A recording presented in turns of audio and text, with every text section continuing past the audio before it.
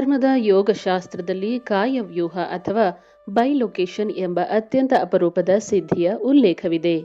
ಅಂದರೆ ಒಬ್ಬ ವ್ಯಕ್ತಿಯು ಒಂದೇ ಸಮಯದಲ್ಲಿ ಎರಡು ಬೇರೆ ಬೇರೆ ಜಾಗಗಳಲ್ಲಿ ಪ್ರತ್ಯಕ್ಷವಾಗುವುದು. ನೀಮ್ ಕರೋಲಿ ಬಾಬಾ ಅವರಿಗೆ ಈ ಸಿದ್ಧಿ ಕರತಲಾಮಲಕವಾಗಿತ್ತು. ಇಂದು ನಾವು ಬಾಬಾ ಅವರು ಒಂದೇ ಸಮಯದಲ್ಲಿ 100 ಕಿಲೋಮೀಟರ್ ದೂರದ ಎರಡು ಬೇರೆ ಬೇರೆ ಊರುಗಳಲ್ಲಿ ದರ್ಶನ ನೀಡಿ ತನ್ನ ಭಕ್ತನ ಆಸೆಯನ್ನು ತೀರಿಸಿದ ಮೈನವಿರೇಳಿಸುವ ನೈಜ ಪವಾಡವನ್ನು ತಿಳಿದುಕೊಳ್ಳೋಣ. ಹಳ್ಳಿಯ ಭಕ್ತನ ಮುಗ್ಧ ಆಸೆ. ಇದು ನಡೆದಿದ್ದು ಸುಮಾರು 1965ರ ಸಮಯದಲ್ಲಿ.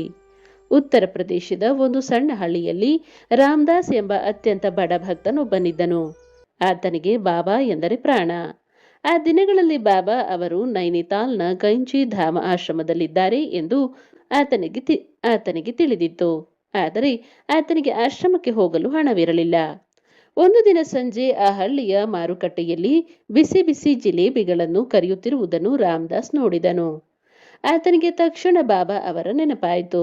ಆತ ಮನಸ್ಸಿನಲ್ಲಿ ಅಂದುಕೊಂಡನು, ಅಯ್ಯೋ, ನನ್ನ ಹತ್ತಿರ ದುಡ್ಡು ಇದ್ದಿದ್ದರೆ ನಾನು ಈ ಬಿಸಿ ಜಿಲೇಬಿಗಳನ್ನು ತೆಗೆದುಕೊಂಡು ಹೋಗಿ ನನ್ನ ಕೈಯಾರೆ ಬಾಬಾ ಅವರಿಗೆ ತಿನ್ನಿಸುತ್ತಿದ್ದೆ. ಆದರೆ ಬಾಬಾ ಇಲ್ಲಿಂದ 100 ಕಿಲೋಮೀಟರ್ ದೂರದ ಆಶ್ರಮದಲ್ಲಿದ್ದಾರೆ. ನಾನಿಲ್ಲಿ ಬಡತನದಲ್ಲಿದ್ದೇನೆ ಎಂದು ಕಣ್ಣೀರು ಹಾಕುತ್ತಾ ಮುಗ್ಧವಾಗಿ ಪ್ರಾರ್ಥಿಸಿ ತನ್ನ ಮನೆಗೆ ಮಲಗಲು ಹೋದನು. ಮಧ್ಯರಾತ್ರಿ ಹಳ್ಳಿಯಲ್ಲಿ ನಡೆದ ಪವಾಡ. ಅದೇ ರಾತ್ರಿ ಸುಮಾರು 11 ಗಂಟೆಯ ಸಮಯ. ರಾಮದಾಸ್ ತನ್ನ ಹಳ್ಳಿಯ ಮನೆಯಲ್ಲಿ ಮಲಗಿದಾಗ ಯಾರೋ ಒಬ್ಬ ಆತನ ಬಾಗಿಲನ್ನು ಜೋರಾಗಿ ತಟ್ಟಿದರು.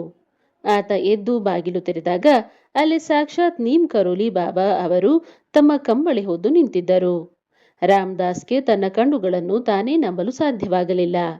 ಆತ ಬಾಬಾ ಅವರ ಪಾದಕ್ಕೆ ಬಿದ್ದು, ಬಾಬಾ, ನೀವು ಆಶ್ರಮದಲ್ಲಿದ್ದೀರಿ ಅಂದುಕೊಂಡಿದ್ದೆ. ಇಷ್ಟು ರಾತ್ರಿ ಇಲ್ಲಿಗೆ ಹೇಗೆ ಬಂದಿರಿ ಎಂದು ಆಶ್ಚರ್ಯದಿಂದ ಕೇಳಿದನು. ಬಾಬಾ ಜೋರಾಗಿ ನಗುತ್ತಾ ಆತನ ಮನೆ ಒಳಗೆ ಬಂದು ಕುಳಿತರು.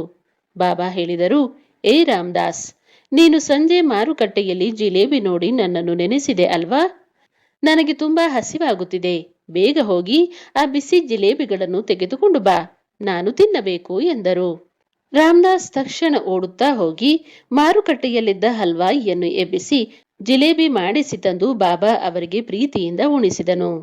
ಬಾಬಾ ಹೊಟ್ಟೆ ತುಂಬಾ ಜಿಲೇಬಿ ತಿಂದು ಆತನನ್ನು ಆಶೀರ್ವದಿಸಿ ಆ ಕತ್ತಲಲ್ಲಿ ನಡೆದುಕೊಂಡು ಹೋದರು. ಕೈಂಚಿ ಧಾಮದಿಂದ ಬಂದ ಆಘಾತಕಾರಿ ಸುದ್ದಿ. ಈ ಘಟನೆ ನಡೆದು 2 ದಿನಗಳ ನಂತರ ಅದೇ ಹಳ್ಳಿಯ ಜಮೀನ್ದಾರರೊಬ್ಬರು ಕೈಂಚಿ ಧಾಮ ಆಶ್ರಮಕ್ಕೆ ಹೋಗಿ ಹಿಂತಿರುಗಿ ಬಂದಿದ್ದರು. ಅವರು ರಾಮದಾಸ್ನನ್ನು ಕಂಡು, ರಾಮದಾಸ್, 2 ದಿನಗಳ ಹಿಂದೆ ನಾನು ಆಶ್ರಮದಲ್ಲಿದ್ದೆ. ಅಲ್ಲಿ ಬಾಬಾ ಅವರು ನಿನ್ನ ಬಗ್ಗೆ ಮಾತನಾಡುತ್ತಿದ್ದರು ಎಂದರು. ರಾಮದಾಸ್ ಆಶ್ಚರ್ಯದಿಂದ, ನೀವೇನು ಹೇಳುತ್ತಿದ್ದೀರಿ? 2 ದಿನಗಳ ಹಿಂದೆ ರಾತ್ರಿ ಬಾಬಾ ಅವರು ನನ್ನ ಹಳ್ಳಿಯ ಮನೆಗೆ ಬಂದಿದ್ದರು. ನಾನು ಅವರಿಗೆ ಜಿಲೇಬಿ ತಿನ್ನಿಸಿದೆ ಎಂದನು. ಆ ಜಮೀನ್ದಾರ ಕೋಪಗೊಂಡು, ಸುಳ್ಳು ಹೇಳಬೇಡ. 2 ದಿನಗಳ ಹಿಂದೆ ಇಡೀ ದಿನ ಮತ್ತು ಇಡೀ ರಾತ್ರಿ ಬಾಬಾ ಅವರು ಕೈಂಚಿ ಧಾಮದಲ್ಲೇ ಇದ್ದರು. ರಾತ್ರಿ ಆಶ್ರಮದಲ್ಲಿ ದೊಡ್ಡ ಭಜನೆ ಇತ್ತು. ನಾವೆಲ್ಲರೂ ಬಾಬಾ ಅವರ ಜೊತೆಯಲ್ಲೇ ಕುಳಿತಿದ್ದೆವು. ಅವರು ಎಲ್ಲೂ ಹೋಗಿಲ್ಲ ಎಂದರು. ಸಮಯದ ರಹಸ್ಯ ಮತ್ತು ಸತ್ಯದ ದರ್ಶನ. ರಾಮದಾಸ್ ಮತ್ತು ಜಮೀನ್ದಾರನ ನಡುವೆ ವಾದ ಶುರುವಾಯಿತು. ಕೊನೆಗೆ ಸತ್ಯ ತಿಳಿಯಲು ಇಬ್ಬರೂ ಸೇರಿ ಕೈಂಚಿ ಧಾಮ ಆಶ್ರಮಕ್ಕೆ ಹೋದರು. ಅವರು ಆಶ್ರಮ ತಲುಪಿದಾಗ ಬಾಬಾ ಅವರು ಎಂದಿನಂತೆ ತಮ್ಮ ಪೀಠದ ಮೇಲೆ ಕುಳಿತಿದ್ದರು. ರಾಮದಾಸ್ನನ್ನು ನೋಡುತ್ತಿದ್ದಂತೆ ಬಾಬಾ ಜೋರಾಗಿ ನಗಲು ಪ್ರಾರಂಭಿಸಿದರು. ಬಾಬಾ ಅಲ್ಲಿ ನೆರೆದಿದ್ದ ಎಲ್ಲ ಭಕ್ತರ ಮುಂದೆ ಹೇಳಿದರು, ನೋಡಿ, ಇವನೇ ಆ ರಾಮದಾಸ್. 2 ದಿನಗಳ ಹಿಂದೆ ಇವನು ನನಗೆ ಎಷ್ಟು ರುಚಿಯಾದ ಬಿಸಿ ಜಿಲೇಬಿಗಳನ್ನು ತಿನ್ನಿಸಿದ ಗೊತ್ತಾ? ಇವನ ಭಕ್ತಿ ಅಷ್ಟು ಸತ್ಯವಾದದ್ದು ಎಂದರು.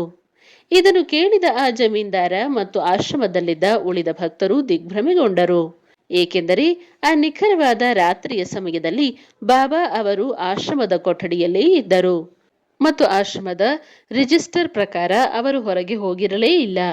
ಅಲ್ಲಿ ನೆರೆದಿದ್ದ ಎಲ್ಲರಿಗೂ ಅರ್ಥವಾಯಿತು, ಬಾಬಾ ಅವರು ಒಂದೇ ಸಮಯದಲ್ಲಿ ಆಶ್ರಮದಲ್ಲೂ ಇದ್ದರು ಮತ್ತು ತಮ್ಮ ದಿವ್ಯ ಶಕ್ತಿಯಿಂದ 100 ಕಿಲೋಮೀಟರ್ ದೂರದ ರಾಮದಾಸ್ನ ಹಳ್ಳಿಯ ಮನೆಗೂ ಹೋಗಿ ಜಿಲೇಬಿ ತಿಂದಿದ್ದರು. ಸ್ನೇಹಿತರೆ, ನೀಮ್ ಕರೋಲಿ ಬಾಬಾ ಅವರು ಹೇಳುತ್ತಿದ್ದರು, ನನ್ನನ್ನು ನೆನೆಯಲು ದೂರ ಮತ್ತು ಸಮಯದ ಮಿತಿಯಿಲ್ಲ. ನೀನು ಎಲ್ಲೇ ಇದ್ದು ಶುದ್ಧ ಮನಸ್ಸಿನಿಂದ ಕೂಗಿದರೂ ನಾನು ನಿನ್ನ ಬಳಿ ಇರುತ್ತೇನೆ. ಈ ಕಥೆಯೇ ಅದಕ್ಕೆ ಜ್ವಲಂತ ಸಾಕ್ಷಿ.